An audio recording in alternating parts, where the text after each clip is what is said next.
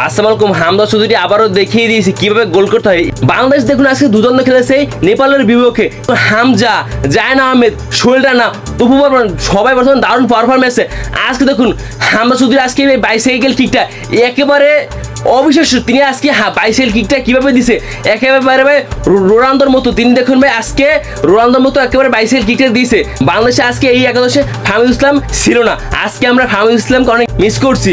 অপরদিকে শেষ মুহূর্তে মাঠে নামছে সামির সোম শেষ মুহূর্তে নেমে দারুণ খেলছে। বাংলাদেশে আজকে দেখুন মিতুল বর্মা আজকে যদি গোলকিপারটা যদি ভালো যদি করতে হতো তাহলে প্রথমার্ধে ওই গোলটা কখনোই হতো না। তাহলে আজকে নেপাল প্রথমার্ধে কখনোই এগিয়ে যেতে পারতো না বাংলাদেশের থেকে। বাংলাদেশ দেখুন আজকে সেই জায়গা থেকে উঠিয়ে এনেছে বাংলাদেশকে এই হামজা চৌধুরী। হামজার ওই বাইসাইকেল কিকটা ভাই একেবারে অবিশ্বাস্য ছিল।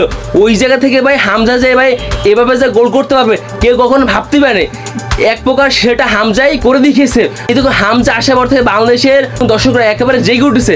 বাংলাদেশ ফুটবলটা একসময় নিচুপ হয়েছিল, সেখান থেকে হামজা, সামির সোম, জায়ান এসে আমাদের বাংলাদেশ ফুটবলটাকে একেবারে জাগ্রত করে দিয়েছে। বাংলাদেশে এখন নেক্সট টার্গেট থাকতে হবে আমরা ভারতের বিপক্ষে কীভাবে ম্যাচ জিতবো। আজকে দেখুন হামজায় তিনি শিখিয়ে দিয়েছে কীভাবে ম্যাচ জিততে হয়। এখন আমাদের নেক্সট টার্গেট হচ্ছে ভারত। আমরা এই ভারতকে কীভাবে বধ করবো সেই প্রস্তুতি নিয়ে আমাদের এখন ভারতের বিপক্ষে মাঠে নামতে হবে। আর ইনশাল্লাহ আমরা ভারতের বিপক্ষে বড়টা জয় নিয়ে মাঠ ছাড়বো।